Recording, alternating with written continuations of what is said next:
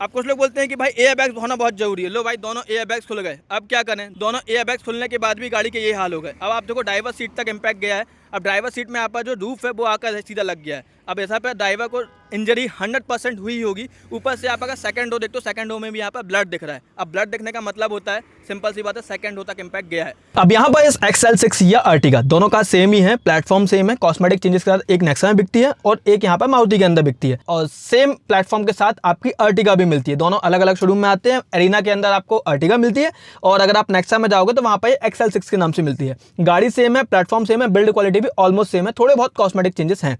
अब यहाँ पर कितने लोग बैठे थे, कितने लोगों की डेथ हुई, आप सभी के मन में डाउट आता है। और बिल्ड क्वालिटी इतनी खराब क्यों थी वो भी आपको बता देता हूँ।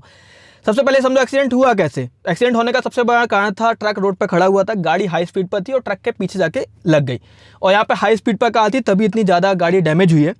मानता हूँ मारुति की बिल्ड क्वालिटी बहुत अच्छी नहीं होती, बट कार की स्पीड भी काफ़ी ज़्यादा रही होगी, तभी इतना ज़्यादा डैमेज हुआ है। लेकिन यहाँ पर एक चीज़ आप समझो कि जो ट्रक में एक्सीडेंट हुआ, वहाँ पर ट्रक खड़ा हुआ था। अब यहाँ पे इंडियन गवर्नमेंट के रूल्स एंड रेगुलेशन के अकॉर्डिंग ट्रक में रिफ्लेक्टर प्रॉपर होने चाहिए जो विजिबल हो। और मैं तो बोलता हूँ ट्रक वालों से कि अगर आप जितने ज़्यादा रिफ्लेक्टर लगा सकते हो ज़्यादा लगाओ, ताकि अगर आपका ट्रक कहीं खराब हो जाता है तो आपके पास ये ऑप्शन नहीं होता कि आप उसे घसीट के धक्का लगा के आगे पीछे कर सको, आपको वहीं रोक के खड़े होना पड़ता है। अब इस चक्कर में क्या होता है, नाइट के समय दिखते नहीं है ट्रक और गाड़ियाँ आके नीचे घुस जाती हैं। अब इसमें दो सिनेरियो बनते हैं। अगर इसकी जगह टाटा की कार होती तो क्या उसकी ये हाल होते हैं। अगर हाई स्पीड होती है डेफिनेटली यही हाल होते। अगर एसयूवी में होते तो यस, एसयूवी में थोड़ा बच सकते हैं, क्योंकि एसयूवी में सामने हुड होता है, वो उसकी हाइट ज़्यादा होती है, तो ट्रक में जो पीछे बार लगी होती है उससे वो टकरा कर कहीं ना कहीं आपका जो कोलिजन का इफेक्ट होता है वो ड्राइवर तक उतना इजीली नहीं पहुंच पाता है। लेकिन जो छोटी कार्स होती हैं वो ट्रक के नीचे घुस जाती हैं पीछे से। अब यहाँ पे गवर्नमेंट रूल्स के अकॉर्डिंग पीछे एक ट्रक में बार लगी होनी चाहिए, वो बार इस ट्रक में नहीं लगी थी, या लगी थी तो यूजुअली इतनी हाई स्पीड होती है तो वो टूट जाती है। तो यूजुअली आप देखोगे कि ट्रक के पीछे कई लोग लगाते नहीं, रूल्स एंड रेगुलेशन फॉलो नहीं करते हैं। कुछ लोग फॉलो करते हैं तो वो ये चीज़ लगाते हैं, लेकिन हर कोई इस चीज़ को फॉलो नहीं करता। सेकंड थिंग, यहाँ पर समझो कि आपकी कार भले 5 स्टार रेटेड क्यों ना हो, यहाँ पर टाटा की कार भी होती तो उसके भी यही हाल होते। इसका रीज़न ये है कि अगर आपकी speed 80 kilometre 100 kilometre per hour के ऊपर है तो आपकी कार सेफ नहीं है, भले वो 5 स्टार रेटिंग लेके आई हो NCAP क्रैश टेस्ट में। क्योंकि जो NCAP क्रैश टेस्ट किए जाते हैं वो 64 किलोमीटर पर आवर की स्पीड पर किए जाते हैं, जो फ्रंट इम्पैक्ट होते हैं। बाकी साइड इम्पैक्ट के लिए अलग अलग स्पीड होती है, कुछ 50 किलोमीटर पर आवर पे होते हैं, लेकिन मैक्स स्पीड जो रखी जाती है वो फ्रंट में 64 किलोमीटर पर आवर ही रखी जाती है। अब इस स्पीड पर अगर आप कार चला रहे हो तो आपकी कार 5 स्टार रेटेड है तो डेफिनेटली 5 स्टार परफॉर्म करेगी।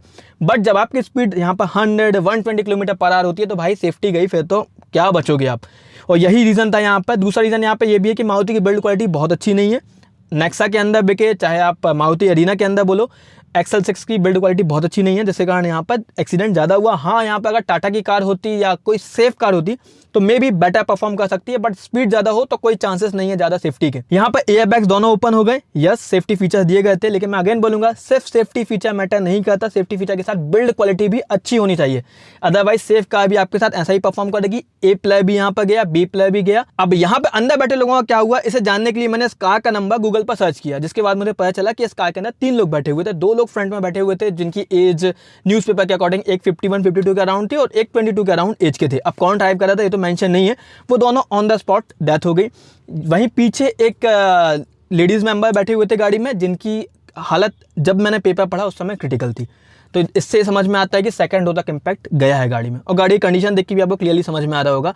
और यूजुअली ऐसे एक्सीडेंट में यही होता है कि ट्रक आपके बोनट से नहीं टकराता है, तो यूजुअली यहाँ से टकराता है। अब यहाँ से अगर आपका कोलिजन होता है तो डेफिनेटली आपकी जान जाने के बहुत ज़्यादा चांसेस होते हैं। अब जो लोग यहाँ पर सोचते हैं कि अगर यहाँ पर टाटा की कार होती तो बेटर परफॉर्म करती, तो नेक्स्ट वीडियो में यहाँ पर हम टाटा की सेफेस्ट कार्स में से एक कार को दिखाने वाले हैं, जिसमें हाई स्पीड एक्सीडेंट पर इस कार के भी क्या हाल हुए, ये आपको नेक्स्ट वीडियो में मैं बताने वाला हूँ। अब नेक्स्ट टाइम अगर आप कार चलाते हो तो इतनी स्पीड पर ही चलो कि अगर आप सडन ब्रेकिंग करो तो आपकी गाड़ी कंट्रोल में आ सके, अदरवाइज आपकी सेफ कार भी एक्सीडेंट में कुछ ऐसा ही परफॉर्म करेगी। Thanks for watching a video. अगर वीडियो पसंद आए तो लाइक करें, चैनल को सब्सक्राइब करें और बेल आइकन पर क्लिक करना बिल्कुल ही मत भूलना, क्योंकि मैं आपके लिए ऐसे ही वीडियोस लाता रहता हूं।